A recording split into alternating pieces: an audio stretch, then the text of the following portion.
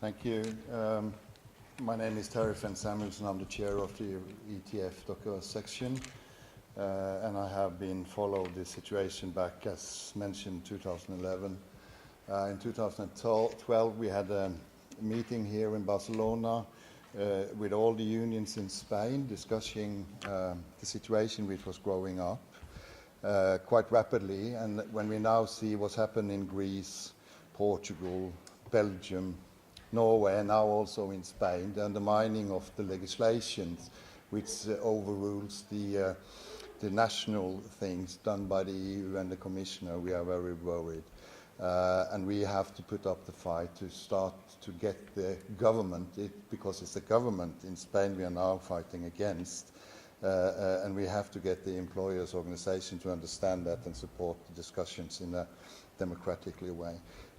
We know that during all these things we have had a social dialogue in Brussels, which we have now stopped because there is no point of continuing as long as there is only one-way speech. We have no speaking with our affiliates in Spain, so there is no point for us in a political way to continue any discussions before they, but that I see the politician which is representing Spain are coming back to the table and do a discussion on a normal way. I will also say that we have in ETF, Paddy Crumlin will of course talk about ITF, but in ETF there are 100,000 members, Dockers, who is supporting it in all 42 countries. And we will stand by this and we will fight it in any legal way. Thank you. Hello, my name is Tom Siebold. I'm the Vice President of the ETF Docker section and also the National Secretary of the Docker section in my home union, which is Verdi, a German trade union. I would like to talk about the industry and the quick change within the industry, not only in Europe but on a global level. By ships that are growing and by ship owners that are demanding a 24/7 handling of their cargo, which is transported by their vessels, the need for flexibility is growing in the European ports. By that, we need qualified dockers, and the pool systems in European countries are ensuring a high level of qualification, of training for those dockers that are dealing on a daily basis with the globalization. A pool system where unions are involved ensures that only trained dockers will be recognized to work in European ports. By the royal decree, which was tabled in Spain, supported of course by the infringement procedure, which was tabled many years back, as my colleague Telje Summerson has pointed out, by the European Commission, they created a framework in which dockers that are trained, that are qualified, don't find their way into the ports anymore, because they are open up a market for competition. There will be privatized agencies that are competing for jobs, for sending their people based on the lowest levels of wages, and this is something we can't accept in Europe. We need high level of training and qualification, and for that we need a system of dockers in every and each port that ensures what I just pointed out. In Germany, we do have that system, which is not violating or in breach with any kind of freedom which is stated within the European treaties. But this system only allows trained and qualified dockers to work in our port. And this is what we expect from the European Commission to recognize. This is what we expect from the Spanish government to recognize.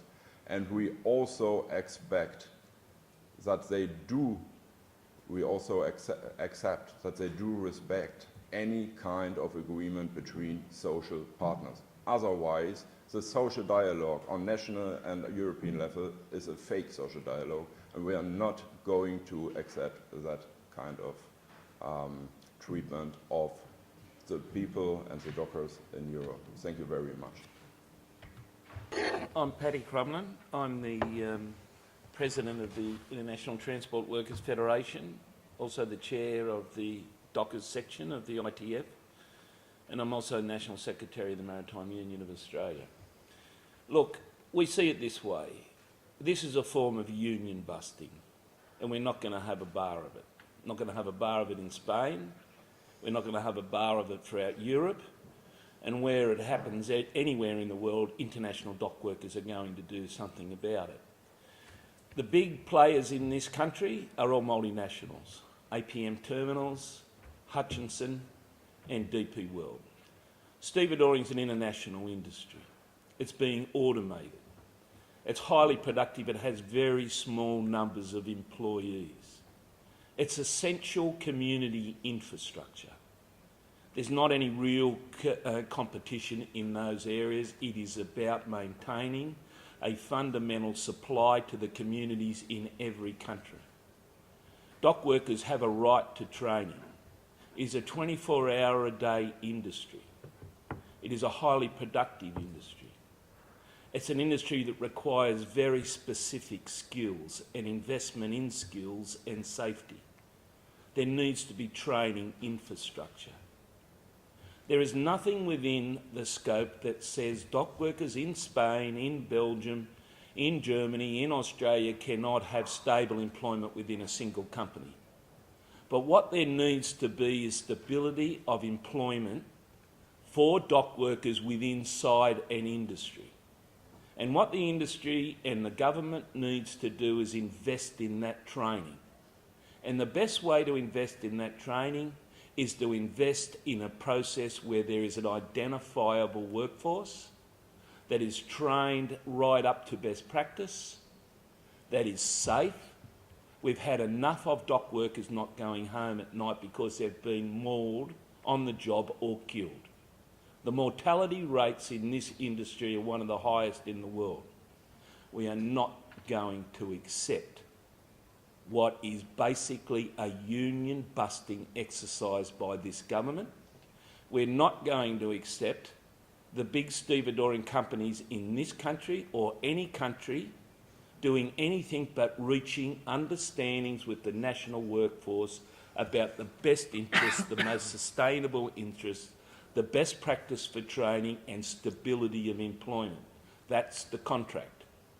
We are doing box rates in this country and throughout Europe and in the world in numbers that have never been seen. These dock workers are faster than fully automated ports. Not here about automation, but that can also be another form of union busting.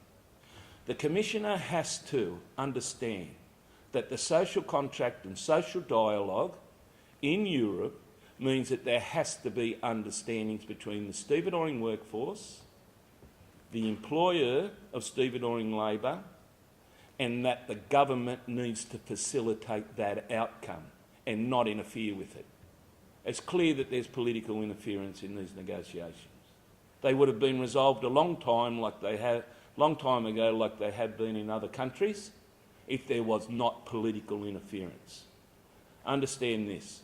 The ITF is here with the ETF to send clear signals, not only to the stevedoring employers, not only to the Spanish government, but to the ship owners as well, that if you want to continue to contend with a process that is basically sending dock workers back to casual work, precarious work, part-time work, with no stability, with no proper investment in infrastructure, then this is going to be a very long and bitter fight.